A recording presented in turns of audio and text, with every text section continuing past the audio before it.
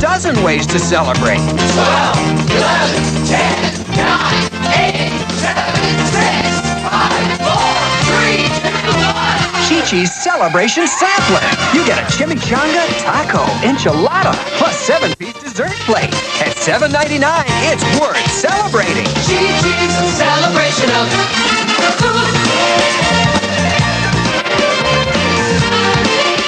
Listen to this. Depend products with Absorblock Plus are truly making a difference. Dear June, when the local daycare asked for help, I thought, I can do this. But June, it wouldn't have been possible without Depend. And double-layered Absorblock Plus makes this our best protection yet. The top layer absorbs, the quilted layer locks liquid away. I knew I could give something to those kids, but I couldn't believe how much they gave me. Get back into life. This is TV8, KCCI TV, Des Moines. Here's some of the stories you'll be seeing on TV8 News Live at 6. Jeff Greenwood reporting live via News Star 8 on the Troy Muir murder trial, moved from Dallas County to Cedar Rapids. Des Moines police and leaders of the gay community hold a joint news conference in an effort to stop gay bashing and other hate crimes. Dana Carden reports on that. Jill Lingwall reporting live from the Celebrity Birdhouse auction. Now this. A true TV special. You can too. Iowa kids fight drugs and alcohol. The right viewing choice for the entire family. Wednesday night, April 15th at 7 on this station. Scattered showers and thunder showers this evening. Partly sunny tomorrow. Highs in the 60s, 70s on Friday. Now to CBS. Another sports legend announces that he has AIDS.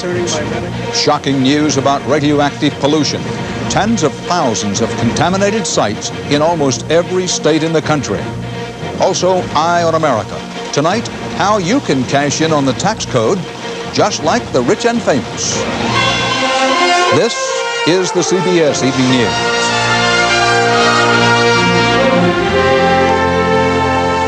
Good evening. Dan Rather reporting. The news today came as a shock. Tennis Hall of Famer Arthur Ashe revealed that he has AIDS. It was something Arthur Ashe wanted to keep private, but he says he was finally forced to go public. CBS News health correspondent Edie Magnus reports on Arthur Ashe and AIDS. Arthur Ashe was the first black man to win one of tennis's Grand Slam tournaments, defeating Jimmy Connors at Wimbledon in 1975. He ranked among America's top 10 tennis players for 15 years until he suffered a heart attack in 1979, which forced him suddenly to retire. Why me? Ashe asked then. He could be asking that question now.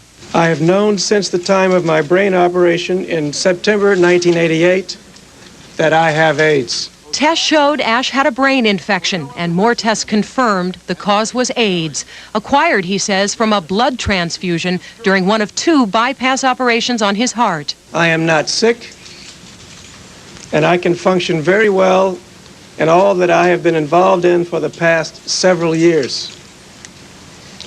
As for my family, my wife and daughter are in excellent health, and both are HIV negative. Ashe did not want to go public today, but said that rumors about his health had been leaking out, that someone had, in his words, ratted on him to reporters who started asking questions. I didn't commit any crime. I'm not running for public office. I should be able to reserve the right to keep things like that private. But now it's out, and friends and admirers are profoundly sad. He's a very bright guy. He has got a big heart. Lisa Jones, now 28, was among the first recipients of an Arthur Ashe tennis scholarship at age 13. Continues to be a great role model, and I feel like a blow has been hit to the black tennis community, knowing that someone like that we hold high on a pedestal has been hit by something like this. To date, the Centers for Disease Control has traced more than 4,700 cases of AIDS to contaminated blood.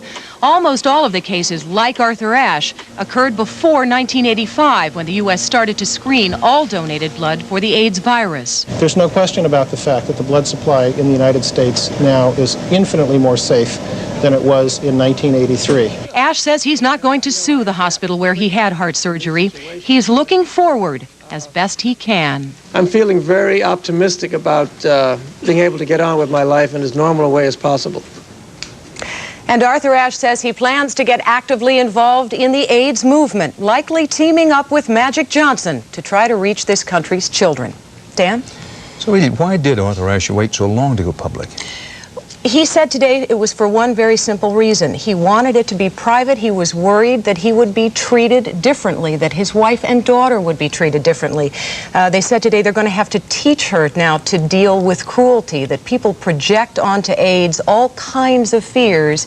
And Arthur Ashe did not want his family to be subjected to that, but events conspired against him. Edith Magnus, thanks.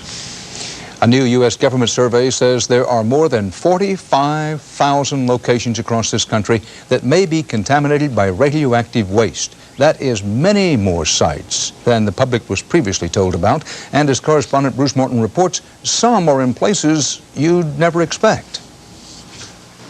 Radiation Sterilizers, Inc. in Decatur, Georgia, sterilized medical instruments using radioactive cesium in stainless steel capsules leased from the U.S. Department of Energy, which had said they were safe. There could never be any kind of a problem or leak. It was impossible to have any kind of incident where they would leak. But one of the capsules did rupture, did leak. That was 4 years ago, and the cleanup isn't over yet. Find the leaking capsule, send all the capsules back. Deal with contaminated water, strip the steel lining from the tank that held the water, and on and on. The job may be finished next September. The taxpayers are footing the bill. And the total project cost at that time will be somewhat over $35 million.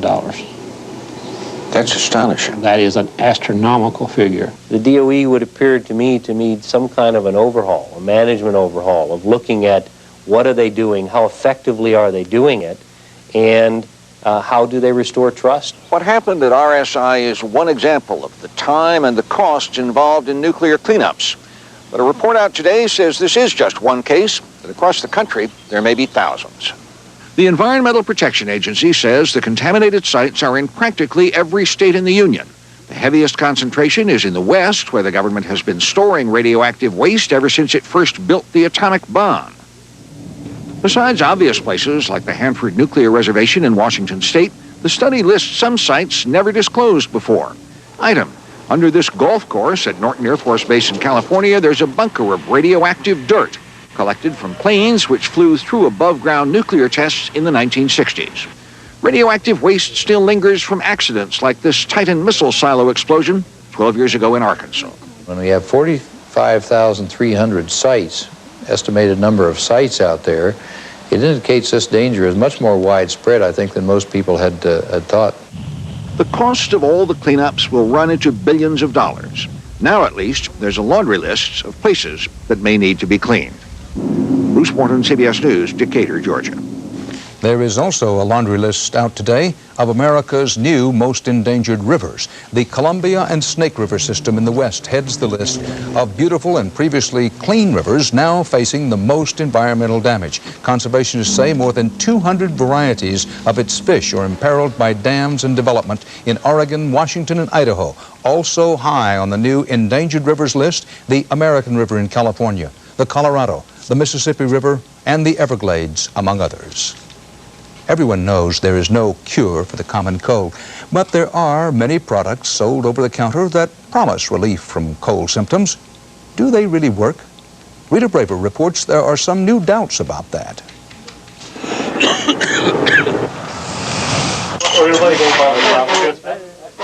Everyone knows that feeling, that awful feeling of having a cold. I have a little cold, so I'm going to see if I can get rid of the runny nose. I've got a cough, persistent cough too, very dry. I feel terrible. And a lot of us think we know what to do about it. We've been using Benadryl and Cordaid. I use Alka-Seltzer Cold Plus. That seems to work the best for me.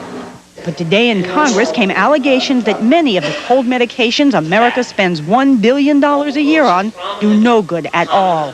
So, for example, when advertisers tell us to, quote, give your cold to contact, maybe what they mean is give your money to contact and keep your cold to yourself. The problem, say many medical researchers, is that antihistamines found in almost all cold formulas work only on allergies, not on colds. And some decongestants may be worthless too, according to a recent study of Dimetapp, commonly given to sniffling children. I found that there was no difference in symptom relief, regardless of whether a child received the antihistamine decongestant medicine, a placebo, or no medicine at all.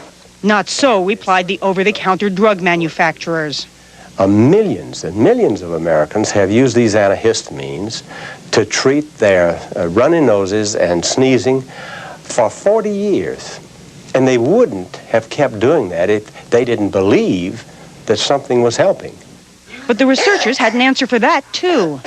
The sneezing usually goes away and the runny nose becomes a stuffy nose, and so they may think that they've derived benefit when in fact it's the natural course of the cold. The Food and Drug Administration has been under fire for allowing cold medicines to be sold without sufficient proof they work. Today, the FDA says it's evaluating whether to keep allowing antihistamines to be sold for cold relief. Rita Braver, CBS News, Washington. Doctors in Switzerland say they have found the cause of the common beer belly. All right, it's beer, or any kind of alcohol. Here's how it happens. The doctors say alcohol makes a body burn up fat more slowly. The fat that isn't burned is stored in, among other places, yep, the belly. Still ahead on tonight's Slim and Trim CBS Evening News, living proof that Yasser Arafat survived a crash landing in Libya. And presidential candidate Bill Clinton goes looking for labor support.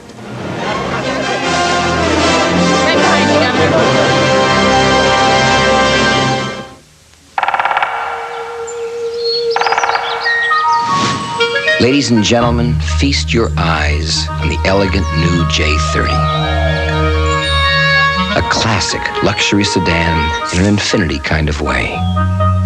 A driver's car with 2 airbags, soft leather appointments, and tasty wood. Hey pal, don't you even think about it. The new J30 from Infiniti.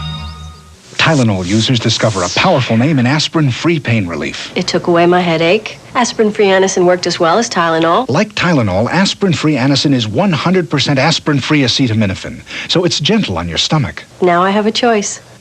For painful gas, which would you choose? Your antacid or Gas-X, the tablet made for gas? It's extra strength, 100% simethicone to fight gas faster. Faster than your antacid. Fight gas right with Gas-X. That quintessential survivor, Yasser Arafat, has survived yet again. The PLO leader walked away from a crash landing in the Libyan desert that killed 3 crewmen on his chartered plane. Tonight, Libyan TV showed Arafat in the hospital with a visitor, Muammar Gaddafi. Arafat reportedly suffered only cuts and bruises. He'd been missing for 15 hours while Arabs, Israelis, and world leaders thought about life without him. Now, they have to think again. Bob Simon in Israel has our report. Yasser was dead, the radio said, and Israelis were delighted. I think it's one of the best things that happened. It's the hand of God, and it's a good thing. I think that nobody is going to mourn his death. Meanwhile, Palestinians huddled together like an extended family, the way Americans did the day JFK was shot. On the West Bank, those tired symbols of the struggle came out again, burning tires, token funeral pyres. The Intifada this morning had many sons, but no father. Police patrolled the sullen streets of East Jerusalem, where local leader Faisal Husseini and his friends had begun their wake. 40 shot. But then word came that Arafat had pulled one more life out of his long kafir. Joy, happiness. The West Bank exploded in ecstasy. There were hailstorms of candy. Midday traffic was transformed into a triumphal procession, followed by one weary Israeli jeep. Arafat was the PLO was the Intifada, and they were all alive. Even the Gaza Strip was smiling. Today's narrow escape will only bolster Arafat's standing on the West Bank in Gaza. Nothing is respected in this part of the world as much as survival. And by reappearing from Africa's deepest desert, the PLO leader has established once again he is the master of the art. He survived the Israeli war against him in 1982, as well as Jordanian and Syrian attempts to get him before and after. His two most important aides were assassinated over the last 4 years, and once again today, he scraped through. There was a boisterous celebration in Jerusalem this evening, attended by supporters of the peace process and others. Arafat is irreplaceable, they chanted. Tonight it was a cry of joy. This morning, it had been a traumatic moment of truth. There are no successors. Bob Simon, CBS News, Jerusalem. Stay here with us now for more CBS News, including the U.S. airline industry frozen in the desert.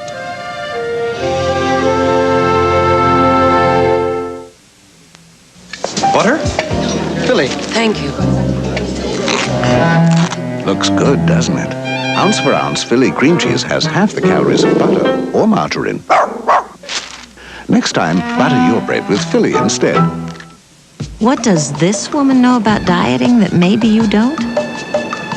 That you don't have to drink your breakfast, because a serving of Kellogg's Special K actually has fewer calories than a glass of the leading diet shake. In fact, the entire Special K breakfast, including fruit, skim milk, and coffee, has fewer calories than the diet shake.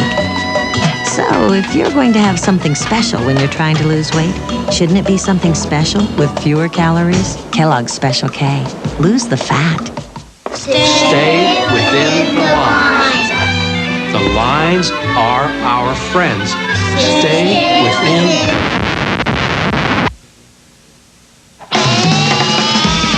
Stay within the lines.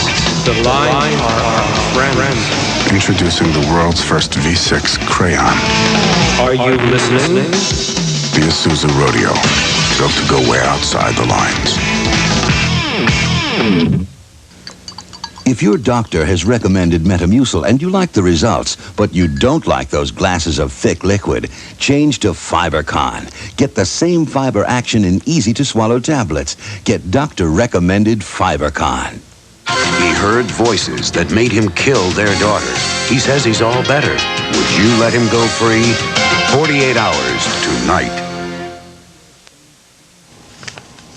Japanese stockholders are taking a real beating. Prices on the Tokyo Exchange plunged again today to a 6.5-year low. The free fall is blamed in part on an overall slowdown in the Japanese economy. There was a ripple effect on Wall Street today. The Dow Industrials fell more than 32 points. Some investors are concerned that a U.S. economic recovery could be delayed or stopped by Japan's problems. After the latest round of presidential primaries, it's again looking like perhaps a Clinton-Bush fight for the presidency in November. On the Democratic side, there's even some talk now about who might be a Clinton running mate. More about that from Richard Threlkeld. Bill Clinton's first stop today was to visit the picket line in front of the strike-bound Caterpillar plant in Peoria. It was a gesture to try to win back some of the organized labor support that's drifted away to Jerry Brown, and Clinton was well received. You got my vote and a lot of these other guys. We're fine. Even though 2/3 of voters in yesterday's primary said they wanted another choice, Clinton's victories in 3 of them restored his momentum and the growing sense that his nomination is inevitable. I'm not interested in whether they love me or not. I want them to respect me, and I want them to want me to be their president. We have just begun to fight. Brown, nonetheless, will pursue Clinton right through to the convention, but he's likely now to be more of an irritant than a threat. Paul Tsongas finished second to Clinton in New York. The Clinton campaign's worried that Tsongas might drain off enough delegates in coming primaries to deny Clinton a majority. Tsongas will announce tomorrow whether he'll resume his campaign. If he doesn't, will he endorse Clinton? As long as there is more than one candidate, then I think issues like endorsements are inappropriate. But Tsongas is thought to be on the short list of Clinton vice presidential possibilities, along with Senators Bob Kerrey, Jay Rockefeller, Bill Bradley, Bob Graham, and General Colin Powell. Clinton's still well short of a lock on the nomination, and nobody's more worried about his electability than the party establishment. My concern is not with the message, it's with the perception about the messenger. I would have to say at this point it would be very difficult for any of the current candidates, in my judgment, to beat President Bush. Bill Clinton could still self-destruct, but then who? Brown and Tsongas have proved even less popular. And do the Democrats dare nominate as somebody else who's avoided all the primaries and who owes his nomination to the party bosses in the smoke-filled rooms of the convention? Think of the fun the Republicans would have with that. Richard Threlkeld, CBS News, New York. Coming up next, Eye on America tonight, how Americans hit by hard times are getting some help from the Internal Revenue Service.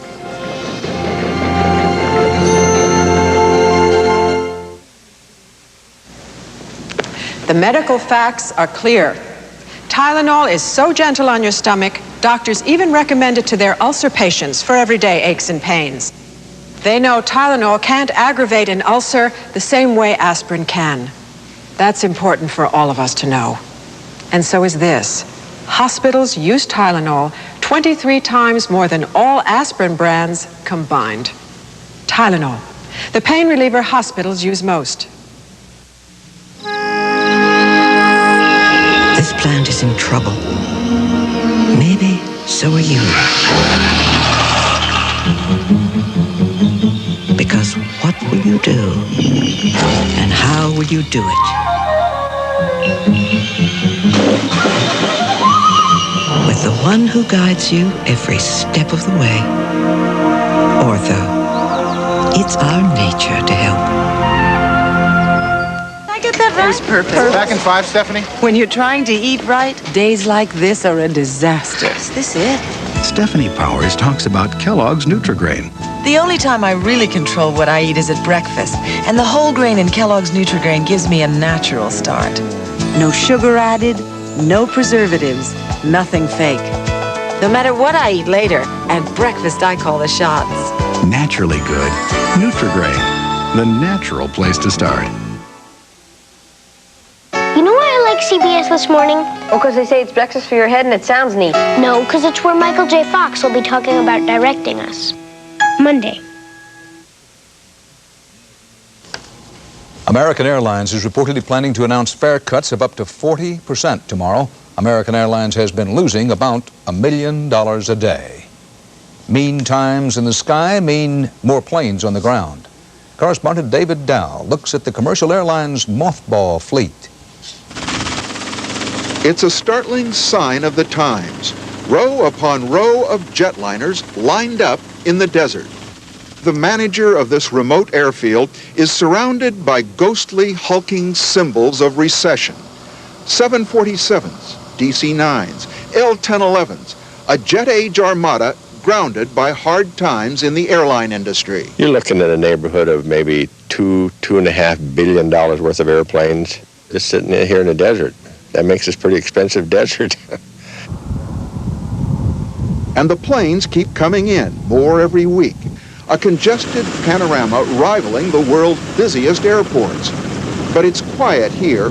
These are the planes of the bankrupt, the temporarily downsized. I'm getting phone calls every day for people looking to park their planes until they can use them again and make money. Some have never flown a commercial passenger, like these brand new Air Canada 747s, worth $150 million each, parked and waiting for business to pick up. We cover up the engines, we cover up every single nook and cranny on the aircraft. We literally put it in a plastic bag. The airlines pay up to $500 a month to park each of these mothballed aircraft, $6,000 a year. But that is cheaper than flying them into economic winds that cost the U.S. airline industry more than $6 billion in losses over the last 2 years. The industry is going to turn around in the next year or so. So we just to keep them in good shape so that when they do go back into work, they're ready to go. And from time to time, a plane does return to the air, a symbol of hope, tempered by the drone of tractors preparing more space for the economically grounded. David Dow, CBS News, Mojave, California.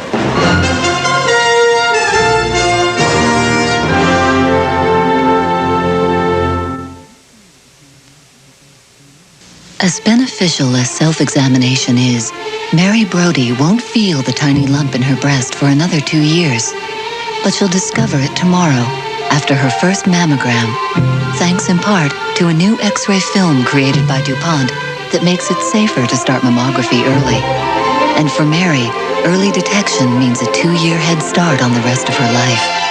At DuPont, we make the things that make a difference.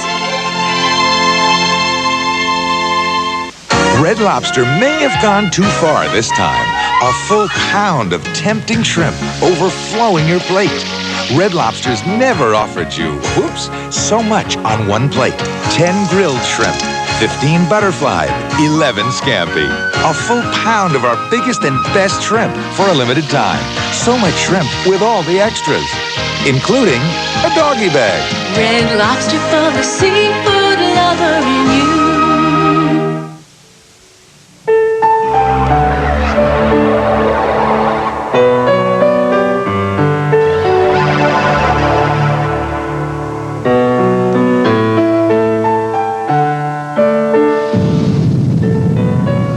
Chrysler Fifth Avenue at $22,000, the perfect balance between self-indulgence and common sense.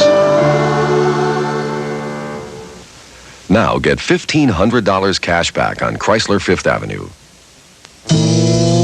Ordinary pickles are cooked and limp. Not Claussen. They're packed fresh and stored cold, so they're always crisp and delicious. Taste the difference. Cold, crisp, Claussen. Tylenol users discover a powerful name in aspirin-free pain relief. It took away my headache. Aspirin-free Anacin worked as well as Tylenol. Like Tylenol, aspirin-free Anacin is 100% aspirin-free acetaminophen, so it's gentle on your stomach. Now I have a choice. Got one of these? It's an instruction booklet from the IRS. Tax day is a week away. But maybe 1991 was a bad year for you. You didn't make much, and you don't owe any tax. Says here, you don't have to file a return. Well, it may just pay you to file anyway, as Aaron Hayes explains in tonight's Eye on America. This year, tax loopholes, as always, will provide money back for the rich, the crafty, the well-invested, and like never before, well, we're adding up. the financially strapped. And say Merry Christmas. For families tight on money, there's one loophole this year that's a gift. It's called the Earned Income Credit. It's double what it was last year and can mean up to $2,000 from the IRS, even for people who haven't had to pay a dime in taxes. Well, that has those struggling to help the homeless and unemployed taking note. At this Atlanta Community Center, volunteer tax preparer Jackie Bolton has hauled in over $30,000 in refunds for her clients. Well, you're not required to file. I can tell you that. Okay. However... The however is file anyway, and Bolton's out spreading the news. Hi, I'm Jackie Bolton. Even taking it to cable TV. We're here for Tax Talk. Her message, it's not just earned income credit that can help. As you know, each year the exemptions get higher and higher. That's why you're showing some type of variation. Using any legitimate deductions, folks hit by hard times, even if they're not required to file, could find big money in that 1040 form. Roughly about $3,000. That's what Albert Jones is getting back. He was homeless when Jackie Bolton convinced him he needed to file. Well, after she figured up my taxes and my back tax form, it was a relief, you know, just like, it was a blessing. Come on, sweet pea. Shernette Dennerson and her husband Thomas are college graduates. She lost her job when she became pregnant. He's been in and out of work. They owed back rent, were really worried, till they decided to try for tax help. So we did good. That's $900, and then you have $85 coming from the state. It's almost $1,000. I mean, it was like, this is a godsend. That's how I felt. Bolton, who does the returns free of charge, says she's just teaching folks they can use the system just like the wealthy do. These people have paid their dues, and all they need is another chance. Homeless shelters in Washington, D.C. are doing the same. I know that when you first look at something like this, you go, oh my God, I can't do this. Convincing working residents to file even if they don't have to. They were available, so I took advantage of the opportunity. Total here so far, $75,000 in tax refunds. Bingo. It's great. I mean, it's a meal ticket, it's a housing ticket, it's a security deposit and a month's rent or two, and maybe some furniture to boot. And it's a goodbye. Laverne Griffin, with $1,500 in refunds and earned income credit, not only got a place to live, she started her own thrift store. This is an opportunity to put forth some of the ideas that I had on the backlog for so many years. Volunteers say they find using a route usually reserved for the more well-to-do helps preserve one's sense of dignity. What are you going to do with the money? I want to get a better place to stay, for one. And sometimes, one sense of humor. What are you going to do with the money? Buy a car and go to Disney World. No. Are you really? No. No numbers are available, but the IRS is expecting to send out a lot more money to lower-income folks who are becoming tax-savvy and catching on to the fact that the system can work in their favor, too. Don't forget to sign it. In Atlanta, this is Erin Hayes for Eye on America. And that's part of our world tonight. Coming up on this CBS station, 48 Hours, a mass killer convinces a jury he was insane. Now he wants to go free. He says now he's all better. What do you say? 48 Hours, Murder or Madness, tonight at 10, 9 Central Time on CBS. Dan Rather, I'll see you in 48 hours.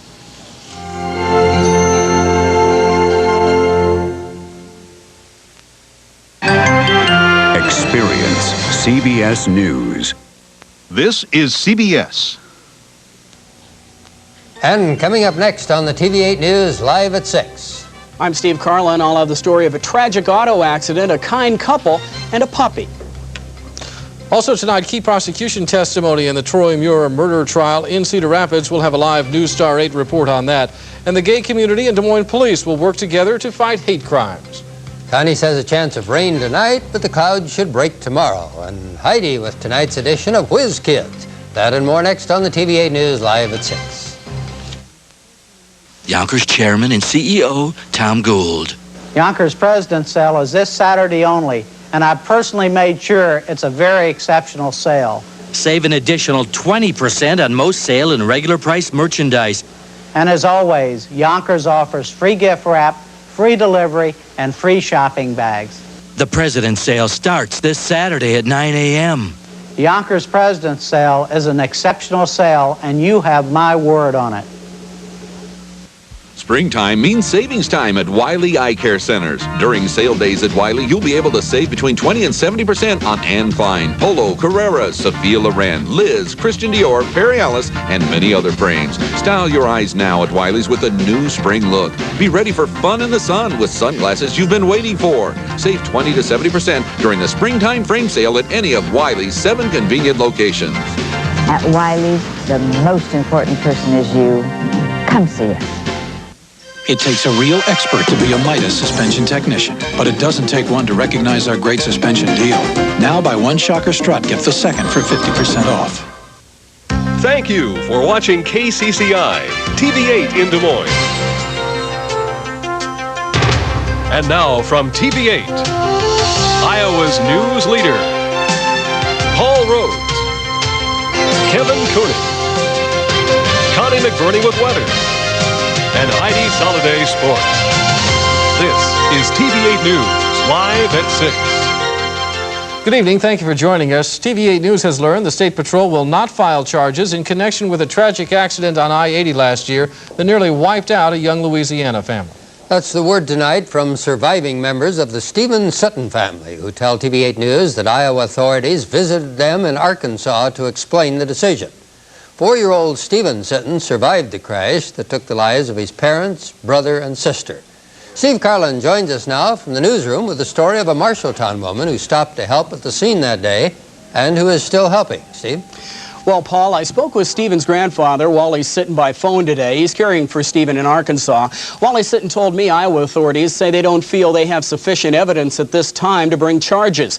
But he says his only concern is his grandson's welfare. That is also the concern of a Marshalltown nurse and her husband, who are helping the youngster with a little puppy power. Barbara Cobb of Marshalltown was one of many who stopped to help the Sitton family the day of the accident. She says she's kept in touch with Stephen's grandparents since they took him down to their home in Arkansas. And when the Cobb's dogs, Max and Maggie, had puppies around Christmas, they offered one to Stephen. Dale Cobb says the 4-year-old boy jumped for joy when he walked through the door with the dog. He was really happy to see it because he knew it was coming down. He was waiting for it. And he was all smiles, and he was ready to take it in the house. Stephen's mother, father, 3-year-old brother Scotty, and 21-month-old sister Marie were all killed when their van was hit head-on by another van traveling the wrong way on Interstate 80. That van driven by 25-year-old Gene Kuntz of Ames. Authorities say Koontz may have been suffering from a diabetic reaction at the time of the accident. Barbara Cobb says her heart went out to the Louisiana family and sole survivor Stephen because she has 8 children of her own. Cobb says the Sittons have told her Stephen is now sleeping through the night since he received the puppy. Cobb says she hopes her gift will help Stephen through all of the pain he's already suffered in his young life. So, you know, it's got to be on his mind all the time. And the dog's helping him through that. I hope so. I hope so. Wally Sitton says boy and dog are doing fine, and he'd like to thank all the well-wishers here in Iowa. Sitton says they've received more than 400 letters from Iowans. Paul? Thank you, Steve. There's word tonight of a large number of cattle deaths near the southeast Iowa community of Exline. Appanoose County Attorney Mark Cruz confirms authorities are investigating the discovery of the deaths of about 80 head of cattle on the Brian Perkins farm. Cruz says authorities flew over the farm last week to count the carcasses. Cruz said the condition of some of the animals indicates the deaths occurred over a long period of time. He said more information on the case may be available tomorrow. The first full day of testimony in the Troy Muir murder trial featured testimony from the prosecution's star witness. Muir is the last of 4 defendants accused in that July double murder near Adel. The trial is underway in Cedar Rapids. Courthouse reporter Jeff Greenwood is there with details. Jeff? Well, Paul, prosecutors today didn't waste much time in alleging that Troy Muir was at the rural Dallas County farmhouse that night on July 12th. Now, at least 2 witnesses testified today that the group planning to go to the house was also planning to rob it of drugs. One of those witnesses who testified today was there. Joey Wheels struck a plea bargain with prosecutors. As the state's star witness, he faces a much lighter sentence for his involvement on July 12th. He says he, Troy Muir, and 2 others were looking for drugs that night, and Troy knew it. We knew it was cocaine that we was going out to get. That's important because the defense says Muir joined the 3 only to go out for some beer. If prosecutors can prove Muir was intending to rob the victims and the victims died in the process, he was justifiably charged with their murders. Wheels testified not only did Muir know what was to happen, Muir was in the house when the 3 were shot. Prosecutors don't allege Muir actually shot the victims. He called me by a code name Juice, and I started to come down the stairs. What happened? And I heard a gunshot. But under questioning by the defense, another witness who, after the shooting, harbored Wheels as a fugitive says Wheels told him a different story about Muir's involvement. You recall Mr. Wheels also telling you that himself and Mr. Muir were not involved in any shooting? Yes. Now, the trial wrapped up today with Joey Wheels still on the stand, so the prosecution has more questions for him tomorrow. And from the looks of defense attorney Maggie Moss, she's also got a lot of questions for the state star witness. Paul? Thank you, Jeff. Back here in Des Moines, Police Chief William Mulder will decide if a senior police officer should be disciplined for his handling of an accident investigation. Officer Roger Stiles investigated an accident on March 15th. Killed in that accident, 21-year-old Dustin Joyce of Urbandale. Investigators say that Joyce died after fell from a bumper of a friend's car. It's alleged that Stiles failed to perform drunk driving tests on people involved in the accident. It has also been alleged that